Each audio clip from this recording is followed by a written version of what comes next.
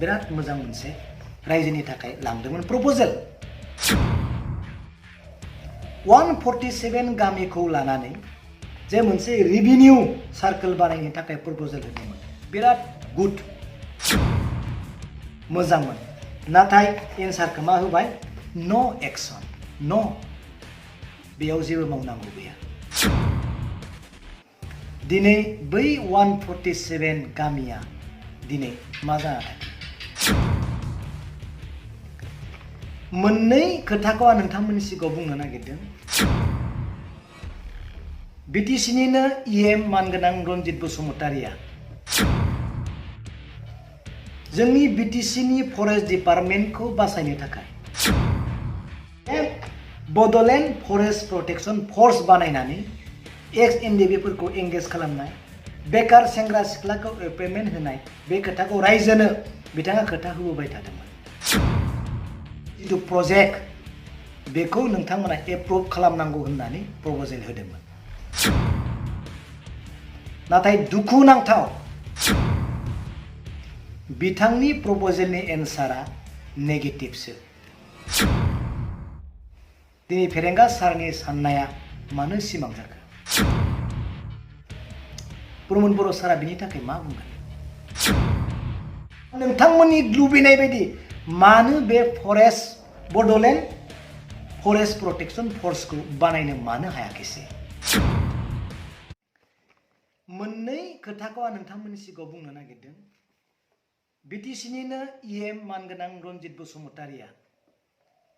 जोंनि बिटिसिनि फरेस्ट डिपार्टमेन्टखौ बासायनो थाखाय जोंनि फरेस्टफोरखौ प्रटेक्शन होनो थाखाय बिथाङा मोनसे मोजां आसनि लानायखौ जों खोनाबाय थादोंमोन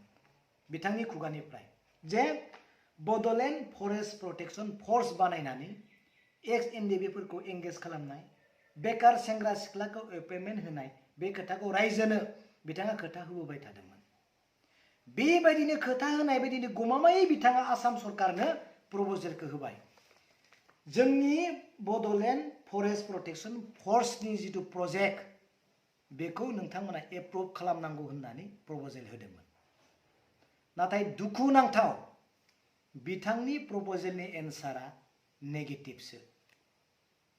आसाम सरकारासो बेयाव 3rd बेटालियनखौ हरनानै डाइरेक्ट कब्जा खालामनायनि खोथाखौ बिथांमोना बेयाव एन्सार होबाय दिनै फेरेंगा सारनि साननाया मानो सिमां जाखो बेथ' गाज्रिखौ सानाखैमोन बिटिसिनि रायजोनि थाखायनो सानदोंमोन बिटिसिनि सेंग्रा सिख्लाफोरनि थाखायनो सानदोंमोन एक्स एनडिबि फोरनि खोथाखौनो सानदोंमोन येस नाथाय आसामनि एन्सारा दिनै बिथांनि गोसोखौ दुखु होदों आं दिनै मिथिगौ प्रमद बर' सारा बिनि थाखाय मा बुंगोन बेथ' एन्सारा नेगेटिभ मानो जोंनि गोसो बायदि बा नोंथांमोननि लुबैनाय बायदि मानो बे फरेस्ट बड'लेण्ड फरेस्ट प्रटेक्शन फोर्सखौ बानायनो मानो हायाखैसै मानो अयनाय खालामजाखो सोर अयनाय खालामगोन नोंथांमोनखौ बिटिसि रायजोआथ' नङा सोरबा बिपिएफनि पलिटिसियानफोराथ' नङा आसाम सरकारासो खालामदों आरो 2 नम्बर जे proposal for creation of Salbari revenue circle बिराद मोजां मोनसे रायजोनि थाखाय लांदोंमोन प्रप'जेल 147 गामिखौ लानानै जे मोनसे रेभिनिउ सार्केल बानायनो थाखाय प्रप'जेल होदोंमोन बिराद गुड मोजांमोन नाथाय एन्सारखौ मा होबाय नो एक्शन नो बेयाव जेबो मावनांगौ गैया दिनै बै 147 गामिया दिनै मा जाना थाखो जेबो गैया बेबायदि एन्सार दिनै आसामा इउपिपिएल गभर्नमेन्टनि जिथु प्रप'जेलखौ नो डिलेट खालामदों दिनै इउपिपिएल गभर्नमेन्टनो लाजिनांनायल' नङा बे गुत्तै बर' बा गुत्तै बिटिसि रायजो राजानिनो मोनसे दुखु गोनां एन्सार दिनै रायजोआ बिनि थाखाय मा एन्सार होनांगौ नोंथांमोना रायजोनो फोरमायदो आरो गोबां प्रप'जेलफोर दङ आं नोंथांमोननो होगोन डिलेट मावनांगौ जोंहा गैया जों बेखौ मावा जों बेखौ मावनो हाया एन्सारा बिदिनो दंजोबो हें खालामना दोननायनिल' एन्सार दिनै मानगोनां प्रमद बर' बिथाङा मा बुङो बेयाव नोंथांमोननि कनभिन्स खालामनाया माबायदि दिनै बेखौ रायजोआ बुजिया नुवाखै आरो खोनायाखै नोंथांमोनासो मिथिगौ नाथाय बिनि एन्सार शीटआ हें खालामनाय आरो डिलेट खालामनाय बिनि थाखाय रायजोआ गोजोना दुखुसो मोनगोन बिनि थाखाय बिक्रमा लासिं सिं नङा दुखुसो मोनगोन रायजोनि खामानि जानांगौ दिनै बिनिखायनो बुंदों जे नोंथांमोना दा प्रमोद बर' सारा मानिबा थाखाय मुजबुरि जानो हागौ बे मुजबुरियाव नोंथांनि मुजबुरियाव रायजोआ अलखदाव गोग्लैनो नाङा नोंथांनि अलखदाव बा नोंथांनि मुजबुरियाव गुतै रायजोआ दिनै खैफोदाव गोग्लैना आं दिनै बेखौसो बुंगोन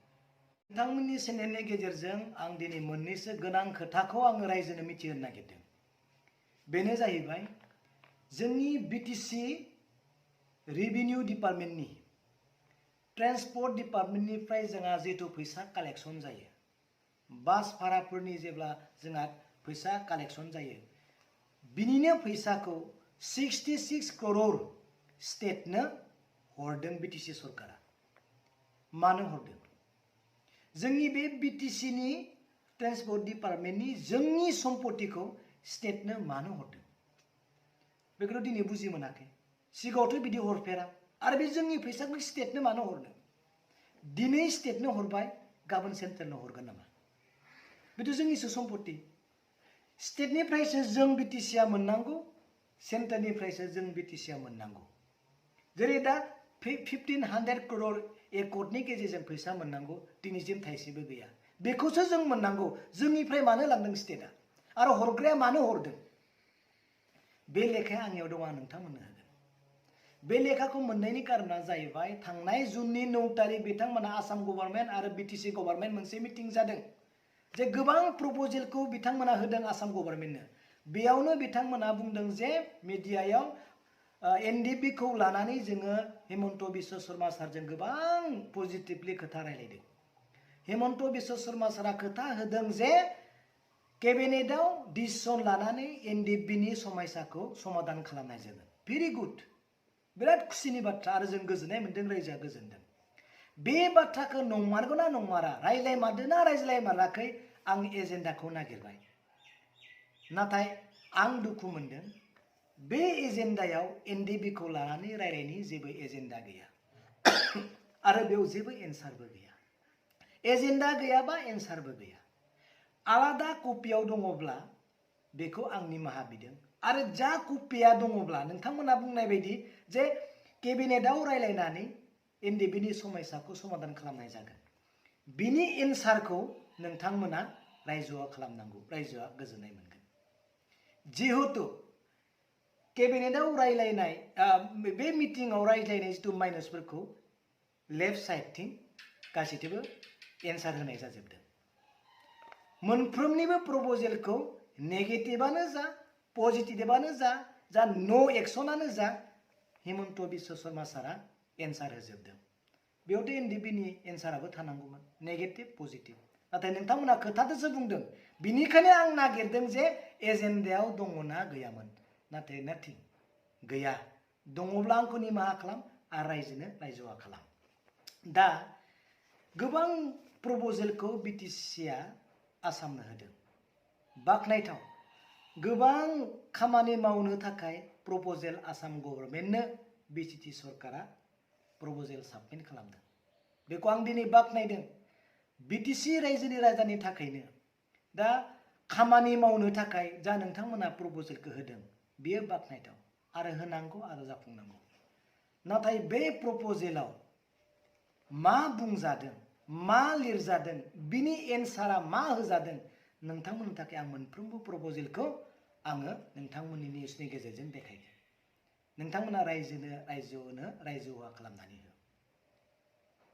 दिनै बे प्रपोजलनि गेजेरजों आसाम गभर्नमेन्टआ बिटिसि सरकारखौ माबायदि नेग्लेक्ट खालामदों माबायदि अयनाय खालामदों माबायदि डिलेट कमेन्टफोरखौ होदों नोंथांमोना दिनै नुगोन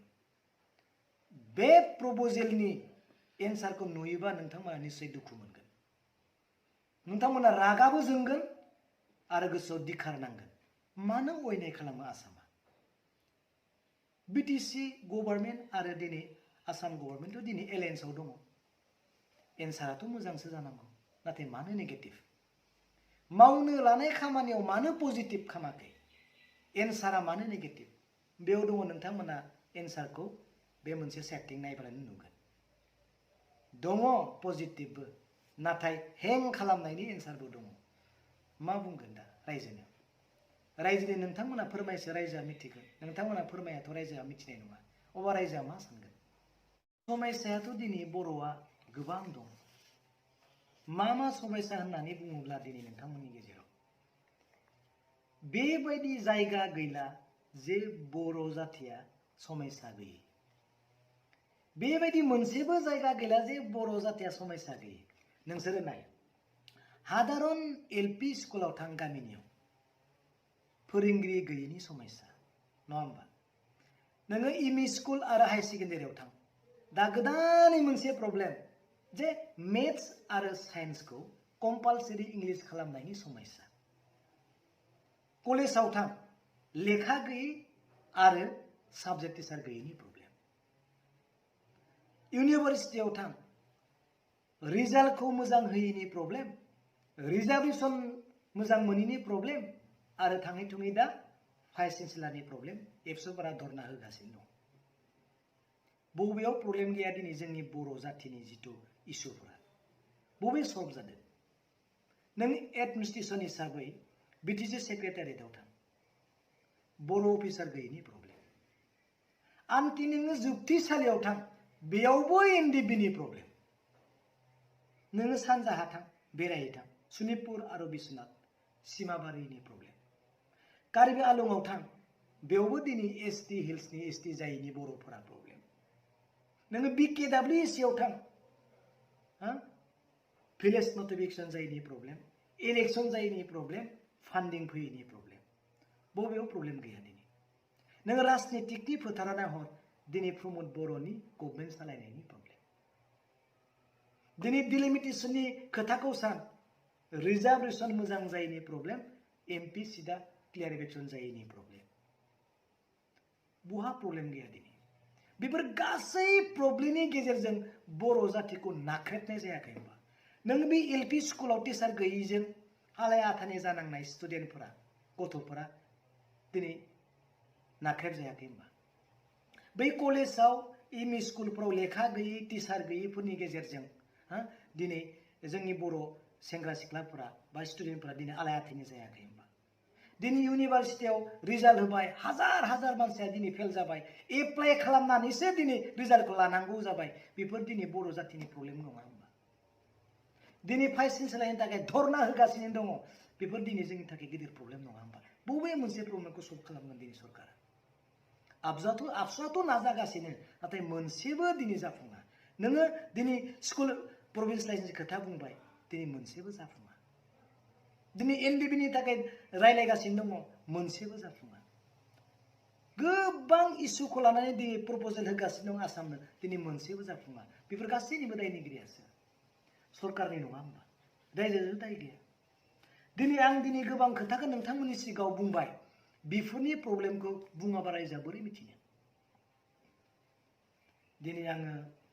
नोंथांमोननि सिगाङाव बुंबावदों बिपिएफ आरो इउपिपिएलआबो सोरनिबा राजनितिकआव थानानै मजबुरि जानांनो हागौ नोंथांमोननि मजबुरिनि गेजेरजों मजबुरानो जा सिङावनो थानां किन्तु रायजोआ अलखदाव गोग्लैनाङा बेखौसो दिनै जोङो खावलायगोन नोंथांमोना सरकार सालायनो हा दा हा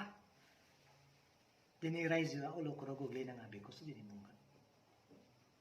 गोबां खोथाखौ आं बुंबावनो सानाखै गोरोन्थिफोर जादोंब्ला नोंथांमोना अननानै निमाहा